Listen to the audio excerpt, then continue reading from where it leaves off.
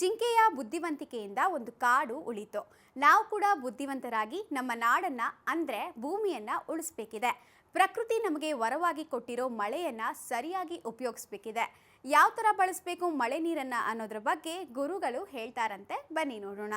ಏನೋ ಇದು ಮೂಗಲ್ಲಿ ಟ್ಯೂಬ್ಲೈಟ್ ಹಾಕೊಂಡು ಬರ್ತಾ ಇದೆಯಾ? ಫುಲ್ ನೆಗಡಿ ಆದಂಗಿದೆ. ಹ್ಞೂ ಕಣೆ, ನಿನ್ನೆ ಸ್ಕೂಲಿಂದ ಬರುವಾಗ ಹಾಳಾದ ಮಳೆ ಬಂತು. ಛತ್ರಿ ತಗೊಂಡು ಹೋಗಿರ್ಲಿಲ್ಲ, ಫುಲ್ ನೆಂದ್ಕೊಂಡು ಬಂದೆ. ಹಾಗಾಗಿ ಶೀತ ಆಗಿದೆ. ಛತ್ರಿ ತಗೊಂಡು ಹೋಗದೆ ಇರೋದು ನಿನ್ ತಪ್ಪು. ಅದಕ್ಕೆ ಯಾಕೆ ಮಳೆನ್ ಬೈಯೋದು? ಮಳೆ ಇಲ್ಲ ಅಂದ್ರೆ ಇಳೆ ಇಲ್ಲ. ಐ ಮೀನ್ ಭೂಮಿ, ನಾನು, ನೀನು ಯಾವ್ದೂ ಇಲ್ಲ. ಮಳೆ ಅಂದ್ರೆ ಅಷ್ಟೆಲ್ಲ ಇಂಪಾರ್ಟೆಂಟಾ? ಹ್ಞೂ, ಮತ್ತೆ ನಾವು ಕುಡಿಯೋ ನೀರು, ಬಟ್ಟೆ ತೊಳೆಯೋಕೆ, ಸ್ನಾನ ಮಾಡೋಕೆ, ಬೆಳೆಗಳಿಗೆ ಬೇಕಾದ ನೀರು, ಇವೆಲ್ಲಕ್ಕೂ ಮಳೆಯ ನೀರೇ ಆಧಾರ. ನಮ್ಮನೇಲಿ ಬಾವಿ ಇದೆ, ಮಳೆ ನೀರು ಹೆಂಗ್ ಆಧಾರವಾಗುತ್ತೆ? ಅಯ್ಯೋ, ಮಳೆ ಬಂದಿಲ್ಲ ಅಂದ್ರೆ ಅಂತರ್ಜಲ ಇರೋದಿಲ್ಲ. ಅದಿಲ್ಲ ಅಂದ್ರೆ ಬಾವಿ, ಬೋರ್ವೆಲ್ ಎಲ್ಲವೂ ವ್ಯರ್ಥ. ನಮ್ಮಜ್ಜಿ ದೇವ್ರು ಸ್ನಾನ ಮಾಡಿದಾಗ ಮಳೆ ಬರುತ್ತೆ ಅಂತ ಹೇಳ್ತಿದ್ಲು. ಈ ಮಳೆ ನೀರು ಹೆಂಗ್ ಬರುತ್ತೆ? ಸೂರ್ಯನ ತಾಪಕ್ಕೆ ಬಾವಿ, ಕೆರೆ, ಸರೋವರ, ಸಮುದ್ರದ ನೀರು ಆವಿಯಾಗಿ ಆಕಾಶದಲ್ಲಿ ಸೇರುತ್ತೆ. ಅವೆಲ್ಲವೂ ಮೋಡಗಳಾಗುತ್ತೆ. ಅದೇ ಮೋಡದಿಂದ ಮತ್ತೆ ನಮ್ಗೆ ಮಳೆ ಬರೋದು. ದಿನಕ್ಕೆ ಎಷ್ಟು ನೀರು ಆವಿಯಾಗಿ ಮೇಲ್ ಹೋಗುತ್ತೆ? ದಿನದ ಲೆಕ್ಕಾಚಾರ ಹೇಳಿದ್ರೆ ನೀನು ಕಣ್ಣು ಬಾಯಿ ಬಿಡ್ತೀಯಪ್ಪ. 1 ಸೆಕೆಂಡ್ಗೆ ಜಗತ್ತಿನಾದ್ಯಂತ 16 ಮಿಲಿಯನ್ ಟನ್ ನೀರು ಆವಿಯಾಗುತ್ತಂತೆ. ಅದಕ್ಕಾಗಿನೇ ಮೋಡಗಳು ಅಷ್ಟೊಂದು ತೂಕವಿರೋದು. ಏನು, ಮೋಡಗಳು ತೂಕವಿರ್ತಾವ? ಎಷ್ಟು? ಒಂದು ಅಧ್ಯಯನ ಹೇಳುತ್ತೆ, ಮೋಡಗಳ ತೂಕ 2 ಲಕ್ಷ ಆನೆಗಳಿಗೆ ಸಮವಂತೆ. ಅಷ್ಟೊಂದು ಪ್ರಮಾಣದ ನೀರು ಅಲ್ಲಿ ಮಂಜುಗಡ್ಡೆಯಾಗಿ ಶೇಖರಣೆಯಾಗಿರುತ್ತೆ. ಅಬ್ಬಾ, ಅಮೇಜಿಂಗ್! ಆಕಾಶದಿಂದ ಭೂಮಿಗೆ ಮಳೆ ಬರುತ್ತಲ್ವಾ? ಎಷ್ಟು ವೇಗವನ್ನ ಹೊಂದಿರುತ್ತೆ? ಮಳೆಯ ವೇಗ 1 ಗಂಟೆಗೆ 22 ಮೈಲಿಗಳು, ಅಂದ್ರೆ 35 ಕಿಲೋಮೀಟರ್. ಹಾಗೆ ಮಳೆಯ ನೀರಿನ ಆಕಾರ ಕೂಡ ವಿಭಿನ್ನವಾಗಿರುತ್ತೆ.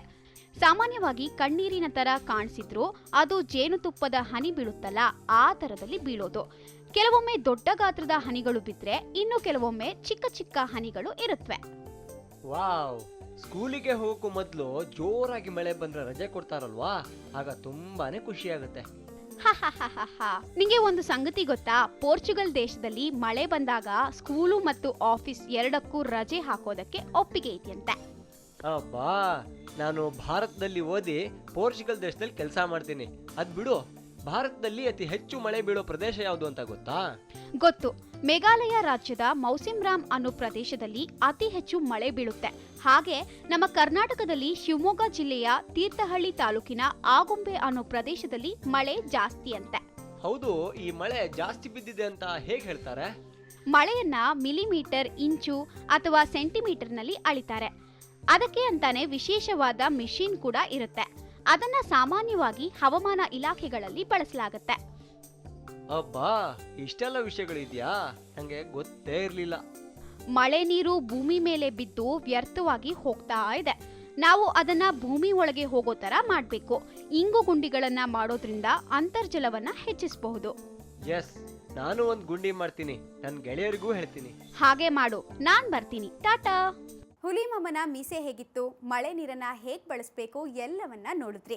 ನಾನು ಕೂಡ ಮಳೆ ಬರೋದ್ರೊಳಗಡೆ ಮನೆ ಸೇರಬೇಕು. ಸೊ ಈಗ ನಾನು ಹೊರಡ್ತಾ ಇದ್ದೀನಿ. ಮುಂದಿನ ಸಂಚಿಕೆಯಲ್ಲಿ ಸಿಗ್ತೀನಿ. ಅಲ್ಲಿವರೆಗೂ ನೋಡ್ತಾ ಇರಿ ಸರಳ ಜೀವನ. ಇದು ಮನುಕುಲದ ಒಳಿತಿಗಾಗಿ.